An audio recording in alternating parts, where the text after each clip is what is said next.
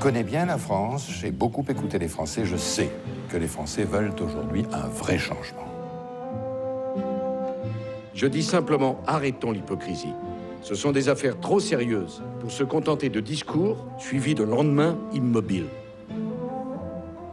Et je veux parler clair, le statu quo n'est plus possible. Et l'alternative, c'est la réforme ou la rupture. La réforme et le changement ont beau être les mots préférés des politiques, le sentiment de plus en plus partagé par les Français, c'est que rien ne change.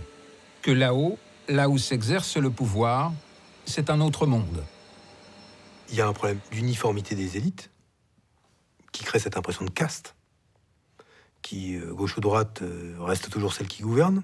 Je me souviens de ce ministre qui me dit « Maintenant, je vais te présenter mes gens ».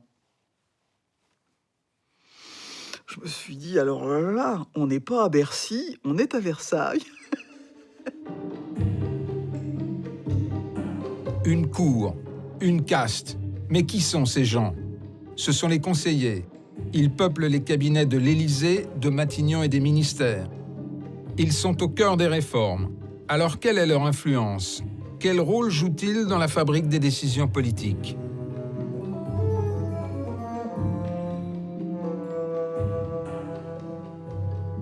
Depuis plusieurs décennies, on a vu se créer un troisième pouvoir intermédiaire entre l'administration et le gouvernement, qui est le pouvoir des cabinets.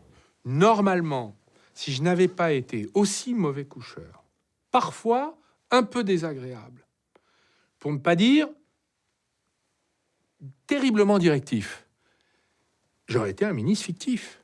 Il ne faut pas être naïf. Il y a des réformes dont on est bien content, en fin de compte, qu'elles n'aboutissent pas, quitte à en faire porter la responsabilité de l'échec de cette réforme à un affreux technocrate, par définition coupé des réalités du terrain, etc., etc.